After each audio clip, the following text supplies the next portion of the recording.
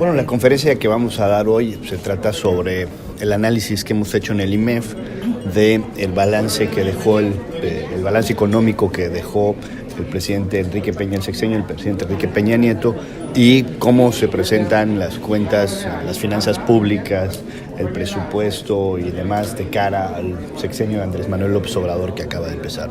Bueno, la realidad es que el sexenio pasado se vivieron momentos difíciles, principalmente por la crisis que se vivió en el mundo en el 2019, en el 2008-2009. ¿Okay? Y esta recuperación de la crisis le agarró al sexenio de Enrique Peña Nieto empezando en el 2012, ¿no? Entonces, en el 2012 que empezaba el sexenio pasado, pues las empresas y los países, las economías de los países empezaban a recuperarse todavía de esta crisis mundial, ¿no?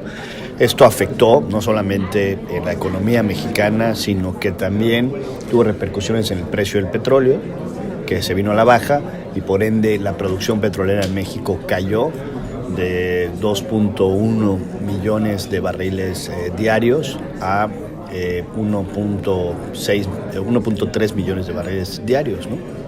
Entonces, esta caída de la producción petrolera junto con la caída de los precios del petróleo, que llegó a estar en 102 pesos por barril, 102 dólares por barril la mezcla mexicana, llegó a caer hasta 32 dólares por barril.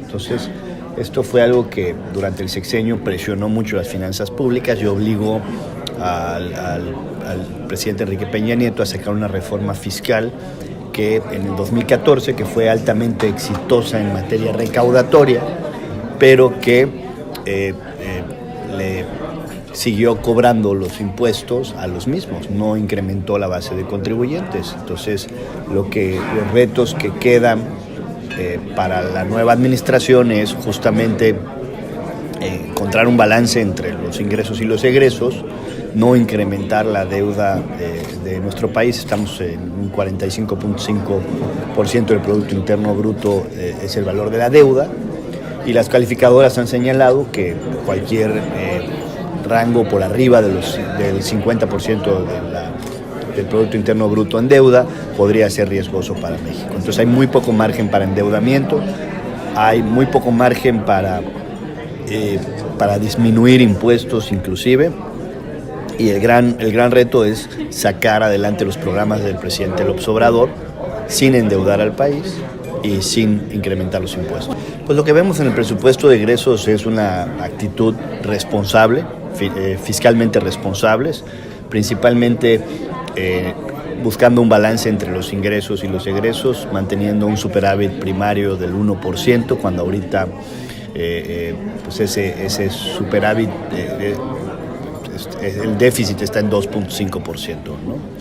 Entonces, primero es no gastar más de lo que ingresamos. En ese sentido, el presupuesto se muestra responsable, muy enfocado hacia algunos programas en particular y hacia algunas secretarías en particular. Nos preocupa específicamente la apuesta a Pemex, la apuesta que se hace con mucho recurso destinado hacia hidrocarburos, principalmente con el tema de refinerías, y la necesidad que existe de implementar los programas asistenciales del presidente López Obrador. No sentimos que pudiera poner en riesgo la economía del país si se cumplen los supuestos que plantea el presupuesto, si se cumple el tipo de cambio que está planteado en los supuestos, el precio del barril del petróleo y principalmente la recaudación, ¿no? Creemos que estos supuestos son conservadores, o sea, nos parece que el presupuesto es lograble, pues. Se puede analizar si se deben de destinar los recursos a este programa o a este otro o al Tren Maya o no, o al aeropuerto o no. Eso se puede cuestionar, pero la realidad es que independientemente de las particularidades del presupuesto, en general se presenta de manera responsable. El aumento salarial obedece principalmente el mayor aumento se dio en la frontera norte, ¿no? Y en la frontera norte lo que tenemos que tomar en cuenta es que difícilmente las empresas pagaban un salario mínimo, ¿no? Inclusive las empresas le batallan para poder inscribir a sus trabajadores con un salario mínimo en el Seguro Social, ni el Seguro Social te los acepta con un salario mínimo, ¿no? Entonces, en la frontera norte ya existía un salario mínimo, digamos, real, y lo que se está haciendo es ajustando el factor de salario mínimo legal a esa realidad, ¿no? Creemos que puede ser benéfico, sin duda. Es una apuesta que además instituciones como Coparmex han apoyado mucho, nos parece adecuada, y esperemos que no tenga un impacto inflacionario, que esto no genere una mayor presión en los salarios y por ende genere una mayor inflación en nuestro país. Porque al generar